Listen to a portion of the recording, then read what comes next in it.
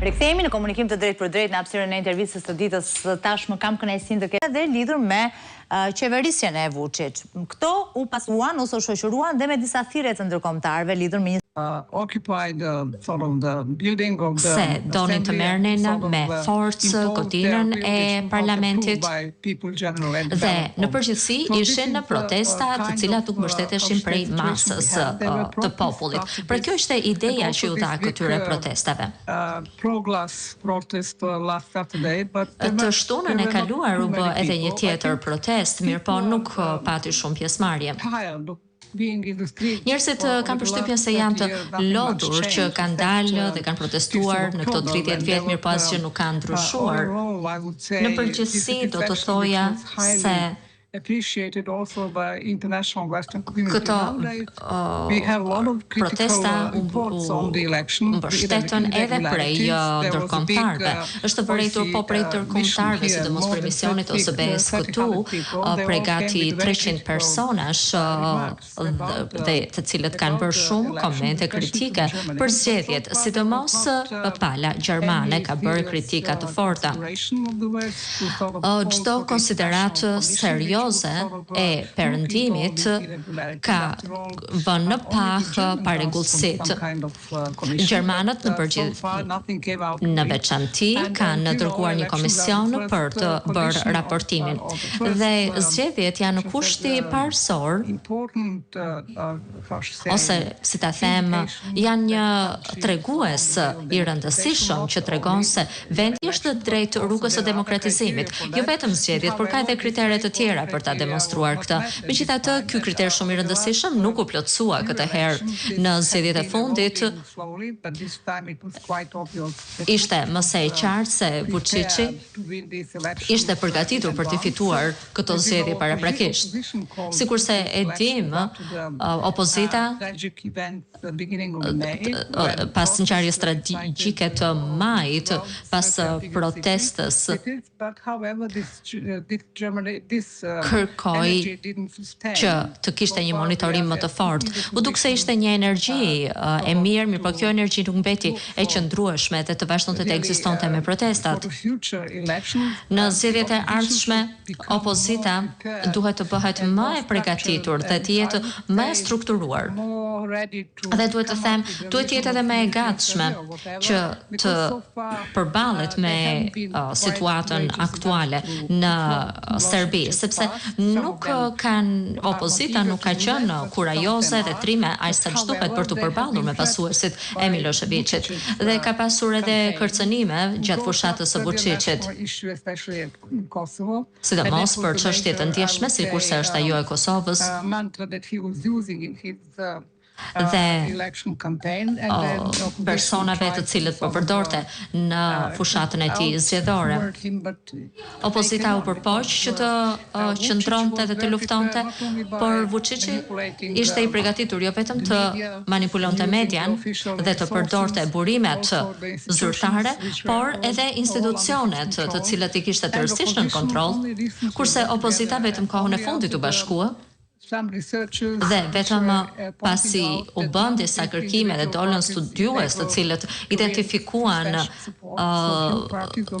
mungesën e një orientimi të qartë të opozitës, atëherë opozita, si të thuash, u tregua më e gatshme për të bërë bashkë. Në zgjedhjet e Beogradit kam përshtypjen se ishin afër fitores, ka vetëm pak pika të tjera që të cilat pati manipulime prej partisë së Vuçiçit, jo vetëm atje, por edhe në Republikën Srpska. Dhe këto manipulime e ndihmuan Vuçiçin që të fitonte edhe zgjedhjet e Beogradit. Opozita mendoi se duhet të bëhet pjesë e opozitës parlamentare dhe duhet të vazhdojë të punojë për ngritjen ngritjen dhe strukturimin më të mirë të vet për zhvillimin e një programi alternativ i cili të jetë mjaftueshëm tërheqës për të bërë i pranueshëm prej popullsisë. Dhe duhet të angazhohet kjo opozit jo vetëm nëpërmjet deklaratash, por të fillojë të punojë në mbar Serbinë, jo vetëm në Beograd. Po të kishte fituar në Beograd, opozita do të shkaktonte rrëzimin e Vuçiçit. Por zgjedhjet u fituan prej Vuçiçit, jo prej partisë, sepse ai e kishte emrin në krye të listës, ai ishte i pari në listë. Dhe këto nuk ishin zgjedhje presidenciale. Megjithatë, ai ishte i vetëdijshëm që vetëm ai vetë do të dominonte publikun edhe sferën mediatike. Dhe vetëm në këtë mënyrë do të mund të fitonte zgjedhjet, ashtu sikur se i fitoi. Pra duket se kemi një manipulim, një përgatitje gjatë periudhës parazgjedhore edhe gjatë vetë zgjedhjeve, të cilat tashmë po bëhen tipike apo karakteristike e të gjithë liderëve autoritar, jo vetëm të Serbisë, por në gjithë rajonin. Është një atmosferë dhe një zhvillim mjaft shqetësues për demokracitë e vendeve tona, sepse këto mekanizma demokratike të cilat shërbejnë për të fituar zgjedhjet njihen tashmë dhe ato përdoren dhe manipulohen prej këtyre liderëve dhe këta liderë janë të gatshëm që të heqin dorë prej vlerave demokratike. Në kontekstin ndërkombëtar, demokracia liberale është në rënje, tani perëndimi duket se nuk e ka më ato fuqinë e mëparshme për të ndërhyrë dhe për të mbështetur vlerat demokratike sikurse e ka bërë më përpara. Dhe ky është një lloj avantazhi që u jepet këtyre liderëve autokratik, sepse rënja e vlerave demokratike dhe rënja e demokracisë krijon një vakum i cili mbushet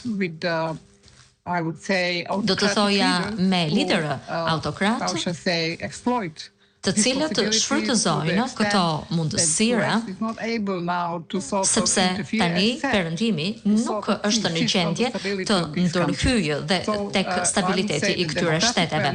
Prandaj do të thoja se vlerat demokratike dhe vlerat e të drejtave të njerëzit aktualisht nuk janë në agjendë.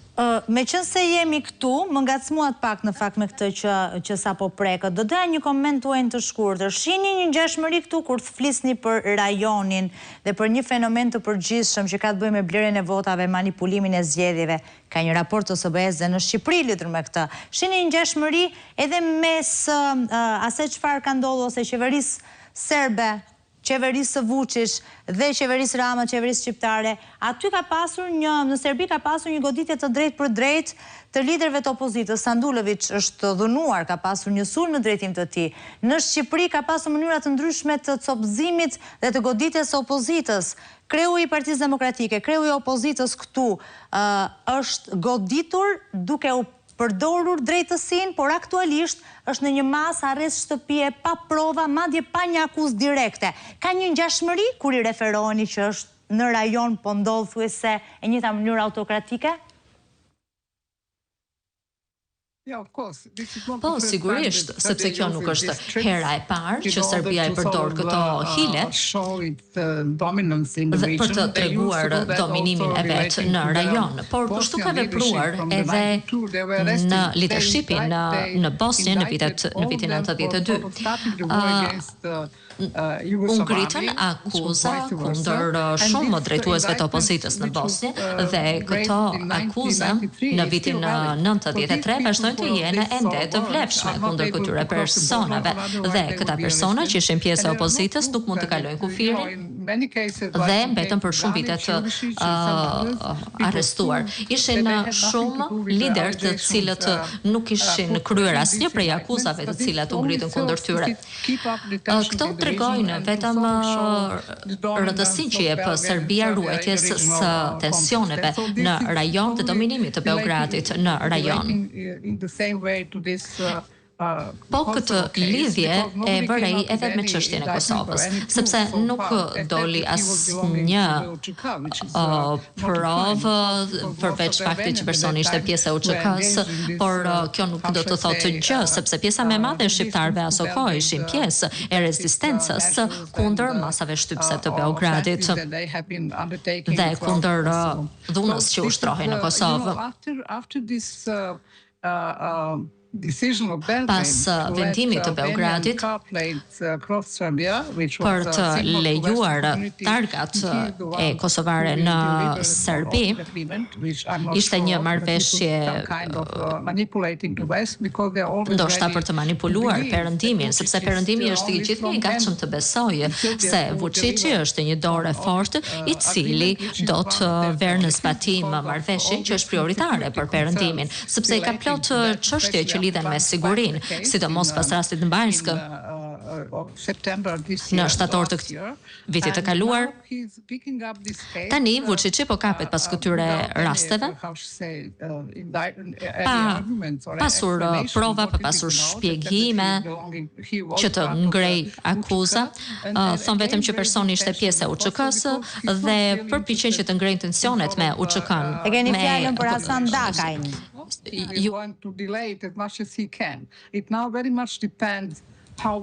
Të se si do të reagojë Perëndimi.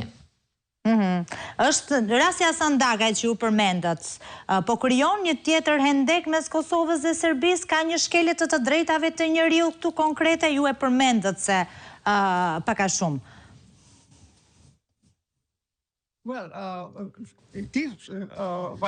Do të thoja se me të vërtetë është një shkelje të drejtave të njeriut, sepse nuk ka asnjë provë se ai po që të justifikojë lëvizjen e Beogradit, ndoshta më pas Beogradi mund të dalë me ndonjë sajes, por gjithçka ndodhi pas vendimit për të lejuar targat kosovare në Serbi. Gjithnjë pra duket sikur hidhet një hap para, dy hapa mbrapa. Dhe vazhdojnë që të mbahen tensionet në rajon. Dhe duket se Vuçiçi ushqen këto tensione në rajon. Si ta them, duket se ka disa lëvizje destabilizuese, disa masa që cilat zbatohen në Maltëzi, në Kosovë, në Republikën Srpska, në Bosnjë-Hercegovinë, në mënyrë që Serbia të ruaj kontrollin.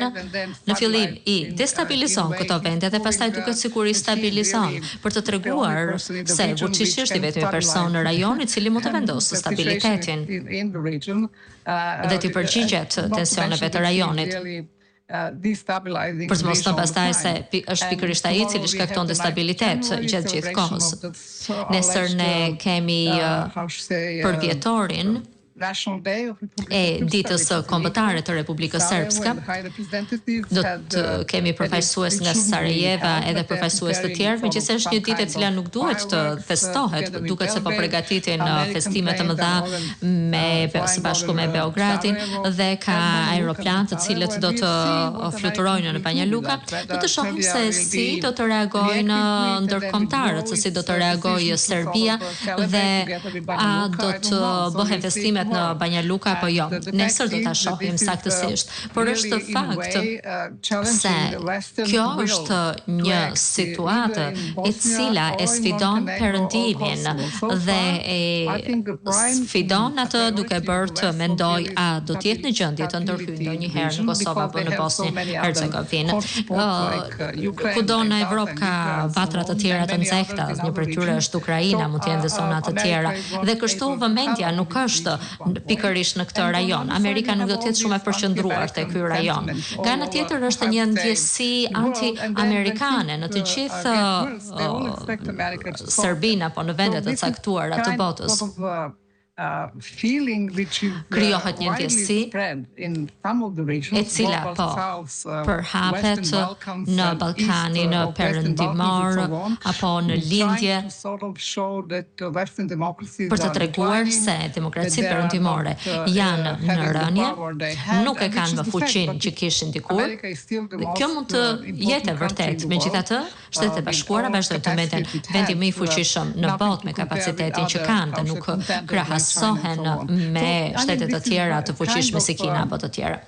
Është një atmosferë ku mund të ndodhë gjithçka.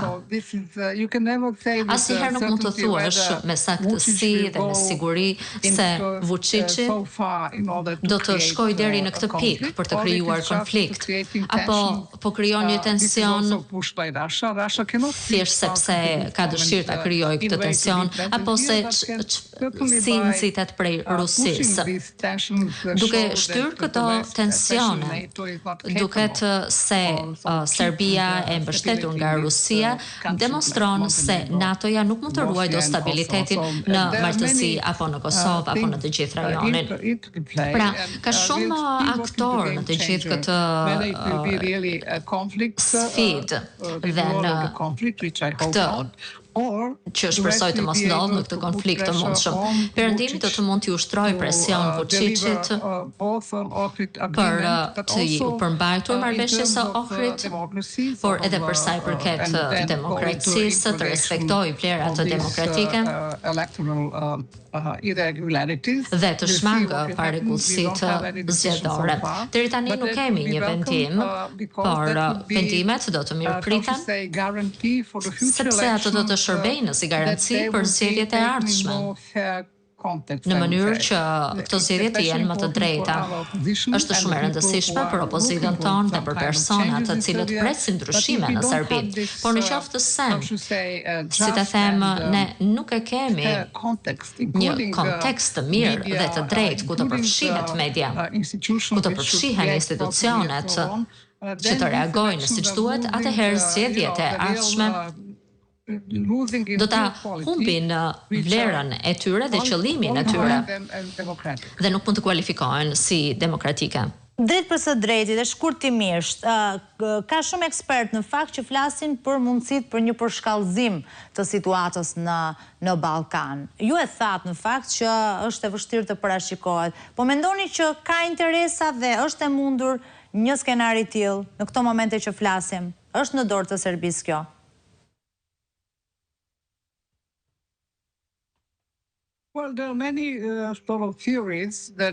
Ka shumë teori se perëndimi apo dhe të tjerë promovojnë idenë e pasjes së 3 pikave të rëndësishme, Zagrebit, Beogradit dhe Tiranës, por nuk mund të themi asgjë që është e sigurt. Por kjo do të ishte një precedent shumë i rrezikshëm, jo vetëm për rajonin, por gjithandej. Bashkimi Evropian dhe Shtetet e Bashkuara do të thotë se do të ishin dorë prej vlerave të tyre, të cilat i adhurojnë dhe në kohë aktualisht edhe Shtetet e Bashkuara po sfidohen edhe prej ndryshimeve të brendshme. Fjalimi i presidentit Biden në 6 janar është një provë e cila tregon dualitetin që po ekziston në shoqërinë amerikane, duke bërë pyetjen kush jemi ne, a jemi ne në gjendje të mbrojmë demokracinë amerikane? Ky është një problem me të cilin po përballet e gjithë shoqëria perëndimore. Disa studiues e quajnë këtë recesion i demokracive. Ndoshta ka një nuancë tjetër këtu në Ballkan, por një lider tjetër që nëse do vinte me zgjedhjet në Shtetet e Bashkuara si Trumpi, do të ishte problematik jo për Amerikën, por për gjithë botën. Shpeshherë ne kemi folur për ndarjet të territoreve dhe në Kosovë, në qoftë se ndodh diçka e tillë, do të minoheshin dhe do të shkatrojë çdo përpjekje që është bërë deri tani për të mbajtur një rajon të stabilizuar.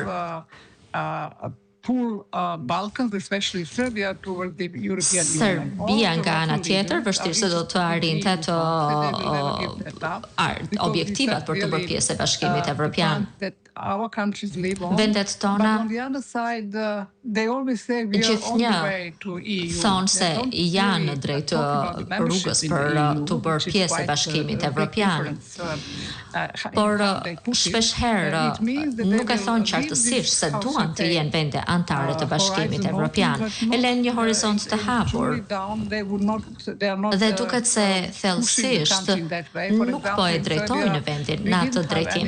Në Serbi, për shembull, nuk është bërë ndonjë reformë për kapitullin 23 dhe 24, që janë kapitull shumë të rëndësishëm, të cilët tregojnë se vendet po shkojnë drejt një tranzicioni demokratik. Por në Serbi nuk po ndodh kështu. Ka shumë ankesa të cilat tregojnë problemet në rajon, sidomos për korrupsionin, të krimin organizuar, të evidentuar nga Komisioni Evropian. Serbia mendoj se është vendi më i korruptuar në rajon. Nga ana tjetër kemi pastrimin e parave, kemi qarkullimin e parave të paligjshme, kemi trafikimin, tranzitin e migrantëve. Pra kemi një sër problemesh me të cilat duhet përballemi ne dhe Bashkimi Evropian. Nuk është vetëm çështje e stabiliteti. Një prej sfidave më të mëdha ndaj stabilitetit janë migrantët, të cilët mund të ta sfidojnë, mund ta bëjnë vështirësi stabilitetin dhe sigurinë e Bashkimit Evropian. Destabilizimi i Ballkanit perëndimor dhe mungesa e orientimit drejt Bashkimit Evropian do të sillte probleme. Për të ruajtur stabilitetin ne duhet të shtrojmë rrugën drejt Bashkimit Evropian. Por ajo që po ndodh në Serbi prej Vuçiçit nuk është asnjë shenjë stabilitetit. Nuk e di derisa kohë Vuçiçi do të jetë në kontroll të çdo procesi në Serbi, sepse ai është një person arbitrar ndaj çdo procesi që ndodh në Serbi. Masakra e Majit në Beograd, në shkollën fillore, tregoi se në çfarë brutaliteti po jeton në Serbia dhe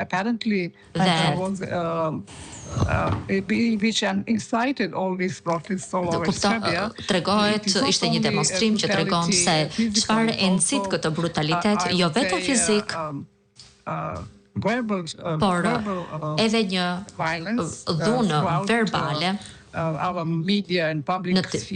nxitur prej medias dhe sferës publike, e nxitur prej presidentit ton, i cili flet dhe kjo media flet keq dhe me gjuhën e urrëties kundër fqinjve dhe kundër minoriteteve.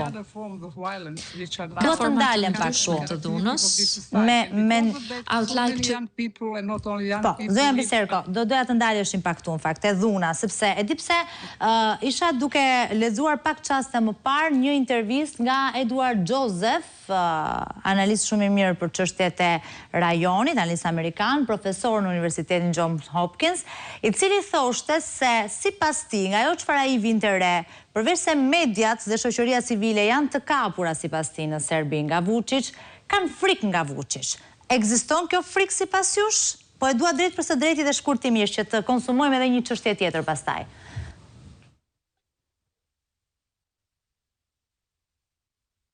Do të thoja se ka shumë persona të cilët kanë frikë për shumë arsye, sidomos ata të cilët merren me korrupsion, ata të cilët janë hetues të korrupsionit, ata të cilët janë gazetarë, të cilët hetojnë çdo element të korrupsionit dhe çdo element i cili është kundër vlerave demokratike. Dhe gjithashtu shoqëria civile konsiderohet dhe po çdo person i medias, çdo gazetar investigativ konsiderohet prej pushtetit si një tradhtar. and Civic Alliance, which was Aleanca Civile, which was helping this organizational progress, also declared as foreign as traitors. So the number of traitors is increasing because so many more people will speak out. Megjithatë ka shumë persona të cilët ngrihen edhe flasin ngrenësërin e tyre. Janë plot intelektual apo janë persona të njohur dhe të famshëm, të cilët kanë shkruar një deklaratë dhe i kanë kërkuar Serbisë të marrë pjesë në mënyrë të drejtë në zgjedhje. And because of that, they were quite attacked and contained against because they were afraid of those people Pushteti pati frikë për këtyre personave që kishte një ndikim tek populata dhe tek masat. Shoqëria civile mori 200.000 firma për që në shkruan deklaratën. Situata është duke vazhduar, sidomos për zgjedhjet në Beograd. And the opposition was hoping that Komisioni shpreson would be more, how should I say, critically, not që situata të zgjidhet dhe të mos jetë kaq kritike. Offensive in terms of organizing this commission I was mentioning. Shpreson gjithashtu që situata të zgjidhet duke i dhënë Serbisë një mundësi të re, duke arritur të edhe ta zbusë një çik situatën. Mirë, po kjo zbutje e Serbisë duket sikur dhe çdo masë është bërë për ta qetësuar dhe për ta zbutur Serbinë, duket se nuk është mirëpritur apo të jetë konsideruar si një dorë që është zgjatur Serbisë për të ndryshuar dhe për të ndjekur zgjedhje të drejta.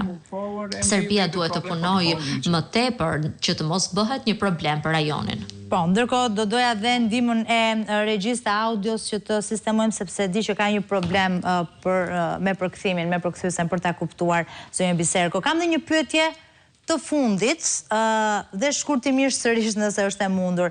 Tani, emri i Milan Radojčić pas 24 satorit të Banjskës është përmendur edhe njërë tjetër për gjatë ditëve të fundit pas dhunimit të Nikola Sandulović, që është kreu i një partie të opozitës. Pse më duket sikur mungon një presion ndërkombëtar në drejtim të qeverisë së Serbisë për ta dorëzuar Milan Radojčić në shtetin e Kosovës, po kështu edhe për ta dënuar atë në Serbi për rastet një pas njëshme të dhunës dhe të shkeljes së të drejtave të njerëzit. Është mëse e vërtet, por ndoshta do t'i kthehen kësaj çështje më vonë. Serbia duket se nuk do ta ekstradojë në Kosovë dhe as nuk do ta dënojë brenda territorit të Serbisë. Ndoshta presnin që të mbaronin zgjedhjet. Janë nga ana tjetër nuk duhen haruar edhe ushtarët e KFOR-it të cilët u ndodhen atje dhe të cilët mbajtën përgjegjësinë e tyre. Komuniteti i Perëndimit duket se relations of Serbia with Russia are very deep in security services, in Syrian Orthodox Church. Lidhjet e Serbisë me Rusin janë shumë të thella, thotë Sonja Biserko.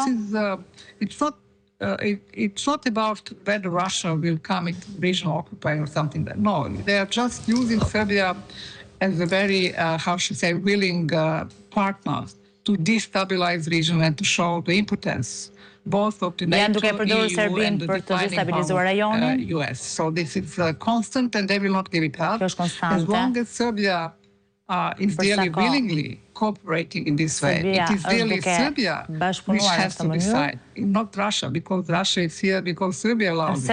Serbia që duhet të vendosë dhe jo Rusia se dihen qëllimet e Rusisë në rajon.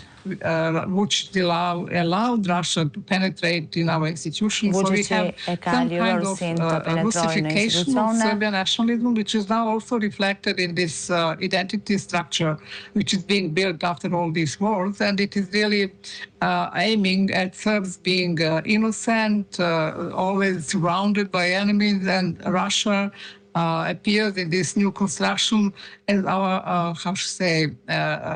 defender in all these cases. Especially they use the case of Kosovo. So Kosovo cannot become a member of the UN because of Russia and China, and especially Russia, vote into Security Council. Kjo përsa e përket në fakt ndikimit të Rusisë drejt për së drejti në Serbi dhe mënyrën e qeverisjes serbe nuk u ndal në fakt shumë gjatë tek çështja e Milan Radojčić, por ne nuk kemi më minutazh, kemi pasur një problem me çfarë kuptoj edhe me përkthimin. Do ta falenderoj zonjën Biserko që kisha në këtë komunikim të drejtë për drejtë që pranoi ftesën. Thank you very much, Mrs. Biserko. It was a pleasure for me. Thank you.